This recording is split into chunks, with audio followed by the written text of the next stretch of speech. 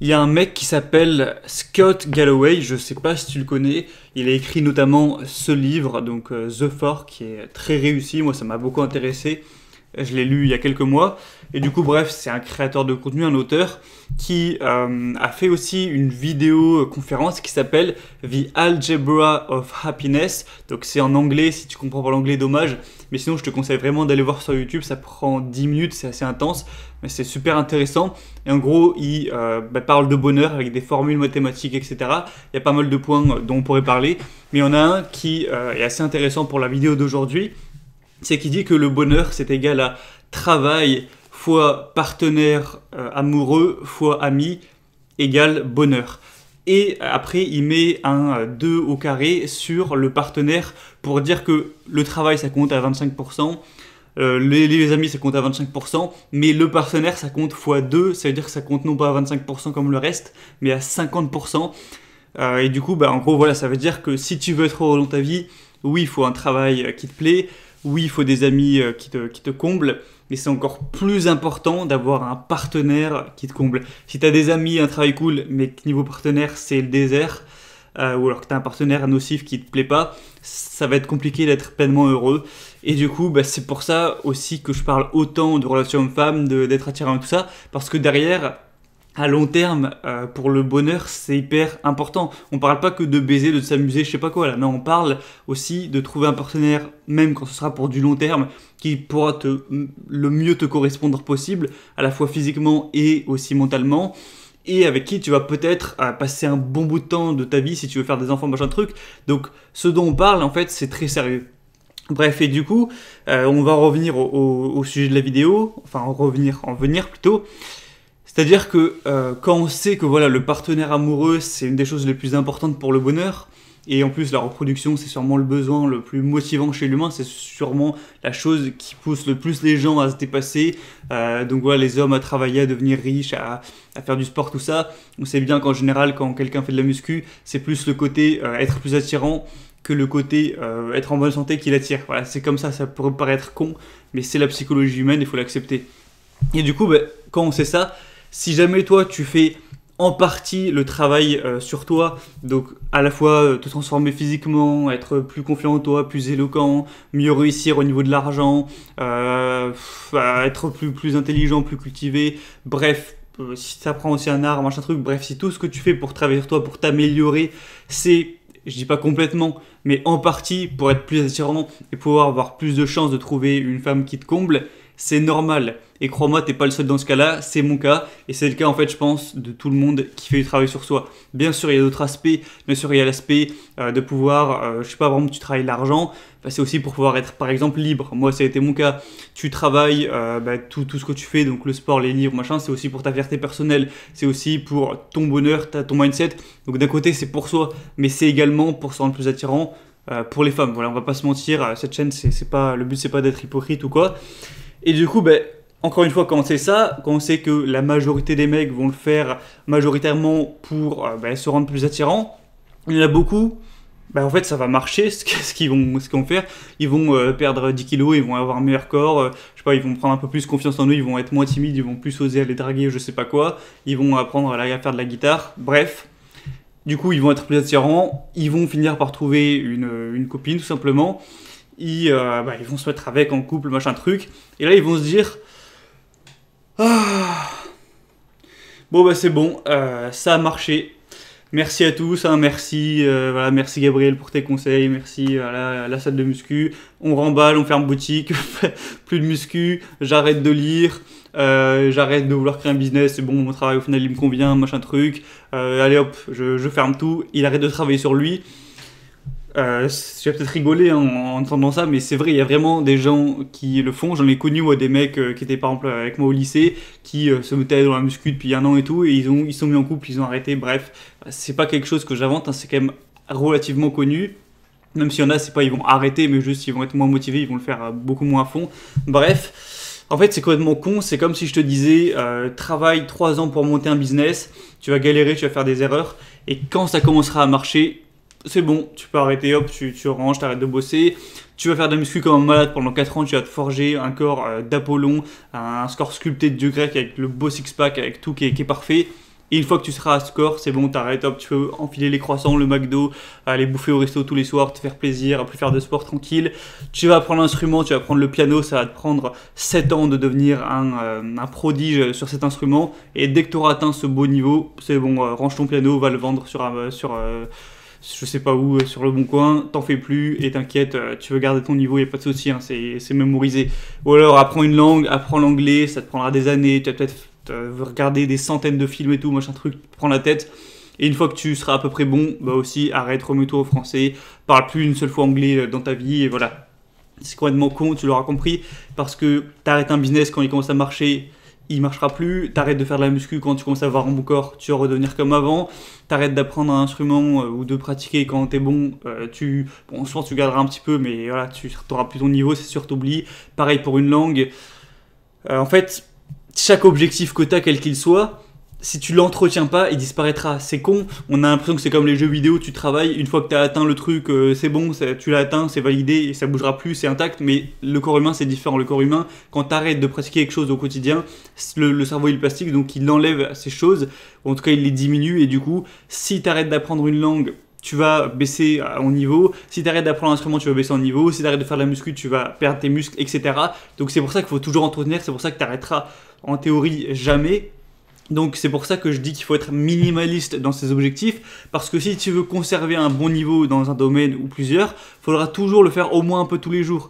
Donc à partir du moment où tu sais ça, tu te dis, bon, bah, je vais choisir 2, 3, 4 objectifs, peut-être 5 grands maximum, et je les arrêterai jamais, puisque sinon je vais perdre mon expertise, mon niveau.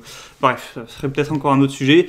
Et du coup, revenons-en du coup au côté couple, relation homme-femme, voilà, les mecs qui se démotivent, qui arrêtent le travail sur eux, ou qui diminuent drastiquement une fois qu'ils sont en couple, en mode ils se disent, allez, c'est bon, je suis en couple, je suis casé, voilà, j'ai battu le boss, maintenant c'est bon, je suis tranquille, je peux me laisser vivre, la vie est belle, et voilà, tout va se passer bien. Première question. Si tu fais ça, comment va réagir ta copine? Imaginons, elle s'est mise avec toi parce que, bon, peut-être tu lui plaisais physiquement, ta personnalité, etc. Mais aussi, sûrement que ça lui plaisait si tu avais un beau corps. Sûrement que ça lui plaisait si, je sais pas, tu passais ton temps à faire des trucs intéressants, à faire du sport, à lire des bouquins. Peut-être que tu jouais à un instrument ou j'en sais rien. Peut-être que tu avais un projet enthousiasmant de business et voilà, bah, elle trouvait ça cool.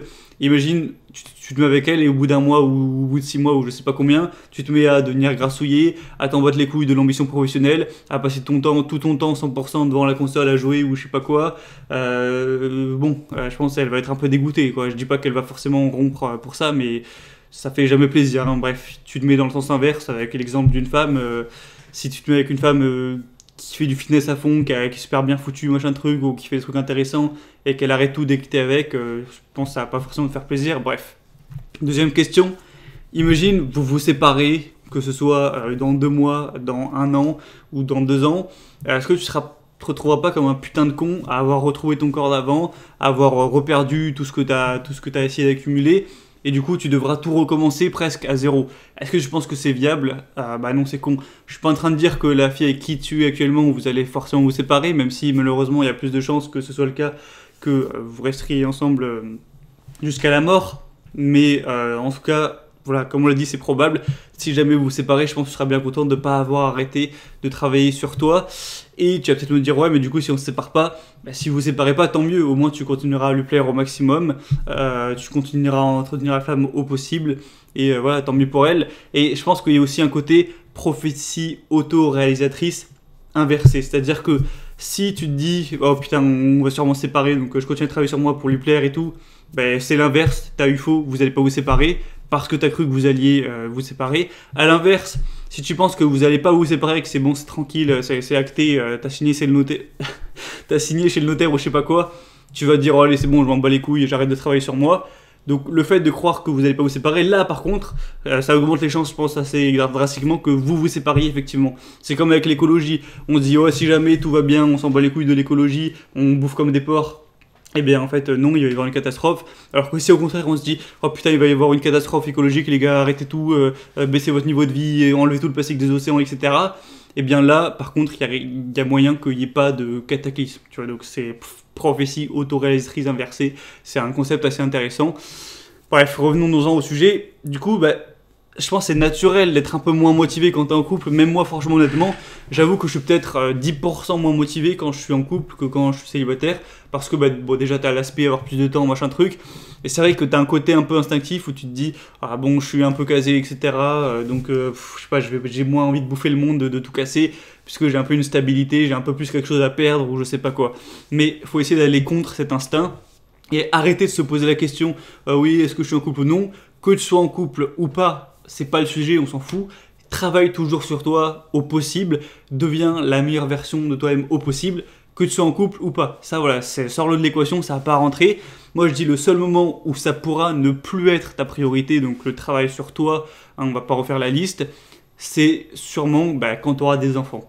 Quand tu auras des enfants, si tu en as un jour, effectivement, peut-être qu'à ce moment-là, plutôt que de travailler, de faire de la muscu 1 heure tous les jours, etc., ou de manger ta diète pour avoir le six-pack, peut-être que plutôt que de passer ce temps à faire ça, tu voudras prioriser le temps à passer à t'occuper de tes enfants, à les éduquer, à leur passer du temps avec eux, etc. Voilà, là je comprends. Quand tu auras des enfants, peut-être que ta priorité, elle passera plus de travail sur toi, elle passera à tes enfants. Je dis pas que faudra arrêter à ce moment-là, mais juste, ce sera peut-être plus ta priorité. Tu pourras le faire de manière secondaire. Mais bref, voilà, je pense que c'est pas ton cas. T'es peut-être pas à 1 ou 2 ans d'avoir des enfants, moi non plus. Mais voilà, je pense que c'est peut-être la seule raison légitime. Et puisqu'on parle de enfants, famille, machin truc, moi je te dirais, si dans ta vie tu prévois d'avoir des enfants, la chose la plus essentielle pour cette création, c'est déjà que tu sois un bon père pour eux, etc. Mais c'est également à 50% que ils aient une bonne mère. Et en fait, la mère, c'est toi qui va la choisir littéralement. Tu n'auras pas des enfants qui auront la même vie, la même éducation, machin truc, la même chance dans la vie. Si tu choisis une femme qui va être désagréable, nocive, qui a tous les défauts du monde, qui est moche en plus, qui a des mauvais gènes, machin truc, alors que si jamais tu as une femme qui déjà a des bons gènes et est belle, jeune, etc., en bonne santé, et en plus va peut-être avoir des qualités morales, des qualités intellectuelles, des qualités d'éducation, etc., bref, une bonne mère tout simplement.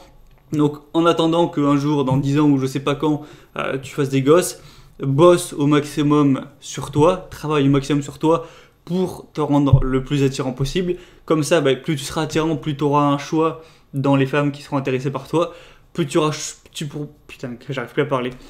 Plus tu pourras choisir une femme de qualité qui pourra être une bonne mère pour tes futurs enfants, et plus voilà, ces enfants qui aujourd'hui sont pas encore nés, hein, peut-être qu'ils naîtront dans les années 2030, 2035, voire 2040, donc voilà, ils sont loin d'être nés, et ils auront une meilleure vie, ces gosses qui sont pour l'instant imaginaires. Voilà, donc c'est là qui vont peut-être penser que tout ce que je parle par là, travailler sur toi et tout, c'est un peu on s'en fout, c'est peut-être pas la priorité dans la vie, il y a plus important. Mais quand tu sais que le partenaire avec qui t'es, c'est souvent ce qui te rend le plus heureux dans la vie, je trouve pas ça illogique de passer 10 ans à travailler sur soi pour être plus attirant, pour optimiser la chance de trouver un partenaire qui te comblera. Personnellement, moi je trouve pas ça illogique. C'était tout pour cette vidéo. Comme d'habitude, tu peux mettre un commentaire si ça t'a intéressé.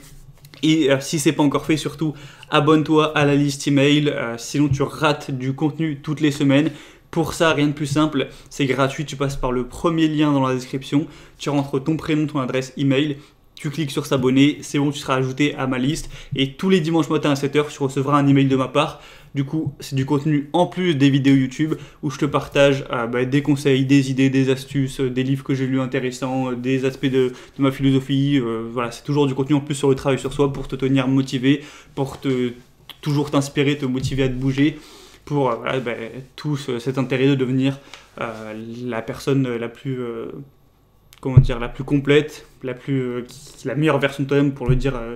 Cette phrase elle a tellement été utilisée que ça fait vraiment phrase bateau, mais au final c'est ça, hein, c'est toi, mais le plus amélioré possible, quoi.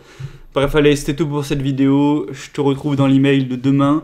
Alors, on va parler d'un sujet dont j'ai plus ou moins déjà parlé. Bref, tu verras ce que c'est, je te laisse la surprise. Et on se retrouve aussi la semaine prochaine. Ciao.